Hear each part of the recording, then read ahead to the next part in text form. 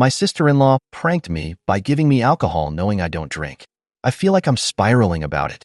I, 29F, don't drink alcohol. The short answer to the reason for this is I grew with two highly abusive alcoholic parents. It took me a lot of self-work and therapy to even be able to be in the same room as people that are drinking. When I meet new people, I just politely turn down drinks by saying something along the lines of, I don't drink. There has obviously been some instances where people ask me why, but I never go into the traumatic details. I've never had anyone push it onto me or anything. That's what makes what happened last weekend so bizarre. On the second Saturday of every month, my husband, 30M, and his sister, 32F, throw a cookout or something along the lines for all of their childhood friends. I've always thought it was really cool that they stayed close with so many people since I myself moved away from home and only stay in contact with one friend from school. I've been attending these hangouts ever since my husband and I started dating. There's never been any issues. I get along well with his friends and his sister. Last Saturday, my husband took my 11-year-old little brother out of town for a dad/son day. We're his legal guardians. I've had custody of him since I was 20, so I went to the cookout alone this time. I've done this a couple times before. It's always been fine. So, Maya Sile handed out the usual mimosas. I asked for just orange juice like always. When I took a sip of the drink she handed me, I immediately spit it out because I could taste champagne. I turned around to Maya Sile and said, "Oh, you must have given me your drink by mistake." When I turned, I noticed her and two of her friends laughing. I was so confused. I asked what was going on and Maya Sile said through her giggles, "We thought it would be funny to see how you react to alcohol since we've never seen you drink it before. You should have seen your face." I was honestly just so shocked by that my only response was, "What the hell?" As they continued laughing, I just told them I was leaving. I honestly don't even remember that drive home because I was trying to keep myself from having a panic attack. When I finally got home, I just broke down crying. My husband and brother got home shortly after that, and I couldn't hide how I was feeling even if I wanted to. My husband immediately asked me what was wrong and I just broke down again. I hate that my brother had to see me cry. I try to keep our house as happy and safe as possible. After I put on a movie for my brother, I explained what happened to my husband. He was so mad. I've never seen him like that before. He told me to go relax with my brother, and he was going to sort everything out. I could hear him yelling at his sister on the phone, and after almost an hour, he came and sat with us and told me we wouldn't be seeing her again. The next day, we told my mother and father-in-law. I've always been really close with them, so I wanted to confide in them, but I was obviously scared because that's their daughter, and I didn't want to talk bad about her to them. To my surprise, they were absolutely mortified and so apologetic on behalf of their daughter. I'm so glad because my little brother adores them. It would have been devastating if our relationship with them suffered because of this. So yeah, this past week has been so weird. I feel weirdly betrayed. I hate that Maya Sile and her friends use me as some sort of entertainment for the day. I know that they don't know the trauma this triggered inside of me, but I'm just so confused on why they thought that was an okay thing to do. I also feel guilty because I don't want my husband to stop going to the cookouts and lose his time with his friends, and I don't want him and his sister to never see each other again because of me. My husband is amazing and has assured me it wouldn't be my fault if they never speak again. It's just hard not to feel that way. Don't worry though, I've had a lot of emergency therapy sessions this week and I know I'll be okay. It was just such a bizarre thing to experience. It seems like such a small, inconsequential thing to have happened to me, but it's been a crash course on trauma, triggers, PTSD, etc. Typing it out has been so helpful. Thanks for listening to my ramblings. Top comments. Commenter 1. What the hell would make your sister-in-law think this was acceptable?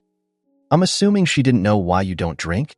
What if you were in recovery or something and she triggered a relapse? Going no contact with her seems like the right thing to do. I'm sorry you had to go through that, and I'm happy to hear your husband and his parents aren't coddling their daughter. I'm wondering if she has a history of stuff like this, and that's why your in-laws were so immediately apologetic? Commenter 2. Some people like your SIL have no sense but have blessed with the privilege of never had a trauma touch them. They are frivolous and unserious people. They are malicious children. Let the go be frivolous and unserious people together. Grateful you have a strong support system in the form of your MIL, FIL, and husband. Commenter 3. She seems like she would be cool with giving someone pot brownies and watching them trip out as a joke/funny. Stay away from her, that's a scary person. OP. Commenter 4. In my experience, some people tend to get really weird and insistent when you say you don't drink. Like, I get how so many cultures have ingrained social drinking into their framework and all that, but it's incredibly off-putting how many people I've encountered who get genuinely offended that you don't. Hell, You'd think people like this would be appreciated more, so they don't do something moronic like attempt to drive how after a night of heavy drinking. I'll never understand it. Update 1. Thank you to everyone that left me kind comments and messages on my previous post. I'll just get right into the update. A lot of you guessed right. This isn't the first time my SIL has done something like this. She is definitely what some would consider a mean girl. My husband and his parents have had multiple falling outs with her over the years, but they've been on good terms recently until she pranked me. So yeah, I could see how my husband's immediate reaction to go no contact seemed like an overreaction, but he's dealt with a lot from her in the past. I don't want to give any specific examples because they're personal to my husband and his family. Hope you all understand. So here's what happened after my last post. After talking with my therapist and my husband, I decided I wanted to message my SIL. I asked her if she wanted to get lunch and talk about what happened. I wanted to explain some of my past to her, my PTSD diagnosis, and why what she did affected me so much. I just wanted this to be over and for us to come to an understanding, but she never responded. A couple of my husband's friends that were at the cookout when the prank happened called us to check in on me. They said they had no idea my SIL planned that, and they never would have let it happen. That's probably why she didn't clue them in on the prank. They told me that after I left, they told her it wasn't cool. After a couple days, I just gave up hope of her messaging me back and decided to start moving on. Yesterday, my SIL blew up my husband's phone. She said some pretty awful things. To summarize, it was along the lines of, "It's not my fault your wife is a pussy that is scared of champagne." She called me a bunch of names, from everything to be *tch, can't, etc. She said she never liked me, and she wished my husband stayed with his high school girlfriend. They broke up when they were 18 BTW. My husband is 30. Well, the worst thing she said was, my husband was just doing charity by taking in a couple of orphans. If you don't remember, I have custody of my 11-year-old brother, and we don't have any contact with our parents because they're abusive. So yeah, some pretty awful stuff. I was honestly just shocked. I thought we got along fine. We were never best friends or anything, but I had no idea she held this much animosity towards me. Maybe she's just embarrassed and lashing out because her parents or some of her friends berated her for it? I don't know. My husband sent just one message back to her saying he never wants to see or talk to her again, and then blocked her and her husband's numbers. He told his parents what happened, and they were furious too. I don't know what they said to her, but they're about as done as my husband. Since I've been in therapy and have support around me, her words didn't bother me much. I know she obviously has some problems to deal with, and I'm just her latest target. The worst thing she did was bring my brother up. I'll never forgive her for that. He's not an orphan. He has two parents that love him, and I'm not either. I have in-laws that love and support me. They always have my back, even when it comes to their own daughter. If I never see my SIL again, I'd be fine with that. I truly hope one day she'll come to her senses and understand the way she treats people isn't right. We've decided to turn every second Saturday of the month into Family Day in place of the cookouts. I'm gonna be just fine. I'm already feeling miles better than I did writing my previous post. For everyone calling me dramatic, I'm genuinely glad you don't have experience with PTSD or triggers. I don't think it's funny to give someone alcohol without their consent even if you know the person drinks. Anyway, again, thank you for all the kind words. I hope there will be no more updates, but if anything crazy happens, I'll let you know. Relevant comments. Commenter 1. Sorry for all the conflict, but it does sound like it's working out okay. The idea of changing the cookout get-together days into family days is a great idea. If you and or your husband is missing out on socializing with some of those friends, you guys can schedule your own times to get together with everyone. I understand why you wanted to explain more to your SIL, so she would understand why this was so traumatic for you. But I think it's for the best that that conversation never happened. She sounds quite cruel. I don't think she would have had a sudden attack of empathy. If anything, she may have taken info you shared with her and used it to hurt you. Sometimes we think that if someone understands better, it'll solve the problem. But when you're dealing with someone like your SIL, it rarely goes that way. It's just giving them ammunition. This is something that I've had to learn, myself. I think it's more common in those of us who have been victimized, perhaps, especially while growing up. We want to believe that if the person just knew something/understood something better, that they would stop their bad behavior. But that's not necessarily true. And we shouldn't be kissing their ass, which is how it can sometimes come across. It's important not to give our power away. OP, wow. This comment made me tear up. Thank you for explaining it this way. It's genuinely very helpful. Commenter 2. Your husband and his parents seem great. Don't feel guilty about SIL being cut off. She did that, not you. The only people you need in your life are those who support and respect you. Commenter 3. I am so happy to hear you are supported by your in-laws, parents. I'm glad it's been as resolved as it can be. I live with PTSD and I can imagine how this might have felt. Commenter 4. So pleased your husband and in-laws have your back. If she texted your husband with those nasty messages, keep them, and if it blows up further, show them story 2. Am I the jerk for refusing to cook my boyfriend dinner? Okay, so here's the deal. I, 26F, have been with my boyfriend, 28M, for about 2 years. We live together, and I'm the one who usually cooks because I enjoy it and honestly, I'm just better at it.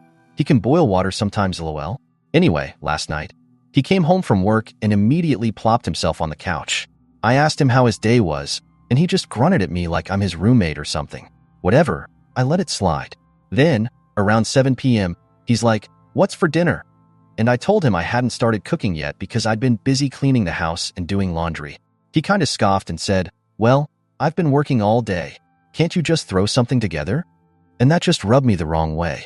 Like, yes, you work a 9 to 5, but I work too, freelance, so at home. And I also handle 99% of the housework. I told him he could figure out dinner himself, and he got all pouty, saying he was too tired and didn't know what to make. I suggested ordering takeout, but he said he didn't want to spend money. Long story short, I stood my ground and didn't cook. He ended up eating cereal and was super passive-aggressive the rest of the night, slamming cupboards and sighing dramatically. This morning, he made a snide comment like, "Guess I know where I stand now." And now I'm wondering if I was too harsh. Like, I get that he's tired, but so am I? I feel like a jerk, but also, I'm not his personal chef. Am I the jerk? Relevant comments. Commenter 1. NTA, do not marry and do not have kids. Find a partner in all of life and its mundane domestic tasks. OP, thankfully we're both child-free. I'm definitely rethinking things though. Commenter 2. So you'd rather deal with someone that sees you as his bang mate instead of telling your family y'all just didn't work out. OP, my family are more on the traditional side and would definitely judge me for leaving my BF over chores. But after reading these comments, I'm starting to see that I've been a bit of a doormat. Commenter 3. Nta. He was patronizing. It would be a red flag for me with his attitude. I'd be rethinking the whole thing. OP. Now that I think about it more, there have been times where he has put down my job compared to his. Like one time he was stressed out because of a deadline coming up and said that he wished he had my job sometimes because it must be so easy just hanging out at home and getting a paycheck. Commenter 4. So you are now a doormat who does not deserve to be treated with any sort of respect, at least in your shitty partner's eyes. I'd have a very hard time forgiving someone who treated me like this. Does partner contribute more to bills?